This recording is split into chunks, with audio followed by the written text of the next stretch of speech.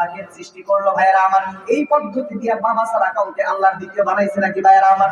4 number পদ্ধতি কি ভাইয়েরা আমার? চূড়ান্ত পর্যায়ের নামাজ পানি দিয়ে আল্লাহ আমাদেরকে বানাইলেন। সেই চূড়ান্ত পর্যায়ের নামাজের কথা আপনাদেরকে বলতে যাব না, সকলেরই জানা আছে।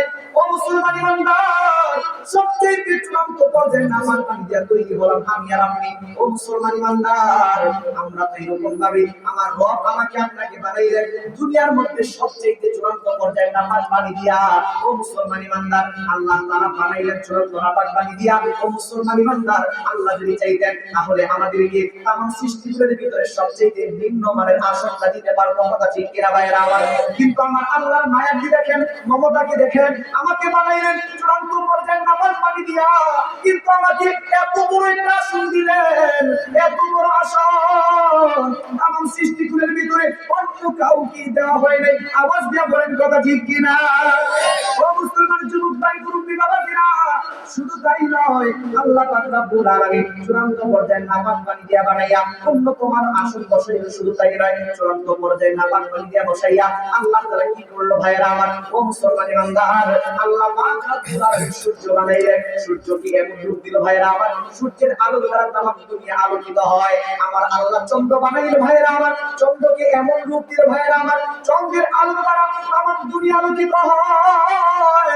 আমার আল্লাহ নক্ষত্র তৈরি করলেন, নক্ষত্রের আলো দ্বারা আসমান সুশোভিত হয়। ও মুরব্বি বাবাজিরা, আমার আল্লাহ কিন্তু আমাকে আপনাকে বানাইয়া এমন কোন আলো দিল না, কিন্তু আমারে আপনারে বানাইয়া আমার আপনার ব্যাপারে কি ঘোষণা দিল ভাইরা আমার? আমার আপনার ব্যাপারে আল্লাহ পাক রব্বুল আলামিন কুরআনুল কারীমের ভিতরে ঘোষণা দিলেন, লাকাদ খালাকনাল ইনসানা ফি আহসানি তাকওয়িম। একবার চিৎকার মেরে বলেন না আল্লাহু আকবার।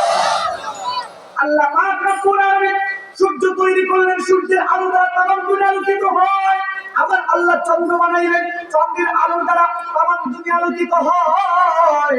আল্লাহ তাআলা নক্ষত্র বানাইলেন, নক্ষত্রের আলো দ্বারা আসমান সুশোভিত হয়। কিন্তু এগুলাকে বানাইয়া সবচেয়ে সুন্দর করে বানাইছি এমন ঘোষণা দিল না ভাইয়েরা আমার। আল্লাহু আকবার কইবেন না?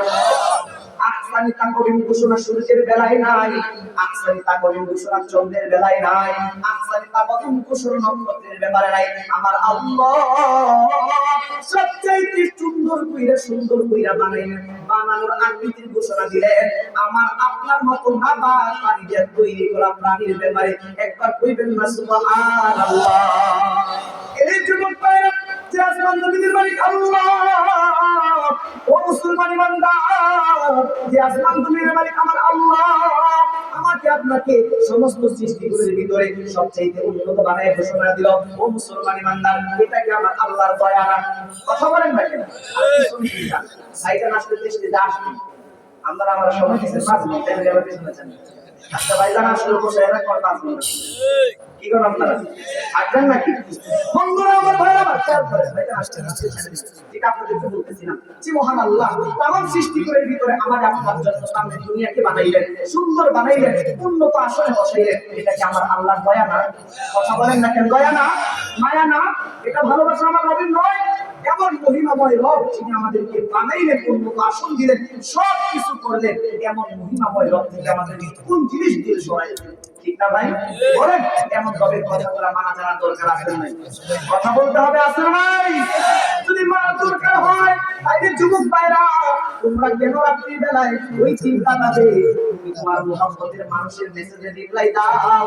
এই যুবক ভাই, তুমি তোমার ওই ভালোবাসার মানুষের মেসেজে রিপ্লাই দেওয়ার সময় পাও, কিন্তু ফজরের আযান দেয়, ফজরের আযানের সময় মুয়াজ্জিন রব তোমার এই টাকায় মুয়াজ্জিনকে দিয়া ডাকায়, রবের মেসেজে রিপ্লাই দেওয়ার সময় নেই, মসজিদে যাওয়ার মতো তোমার সময় হয় না। ও মুরব্বি বাবাজিরা, এই যুবক ভাইয়েরা বুঝতে হবে, কপালটা বড় কপাল পোড়া হয়ে গেল, রবের ডাকে সাড়া দেওয়ার মতো, মেসেজ দেওয়ার মতো, রিপ্লাই দেওয়ার মতো সময় হলো না।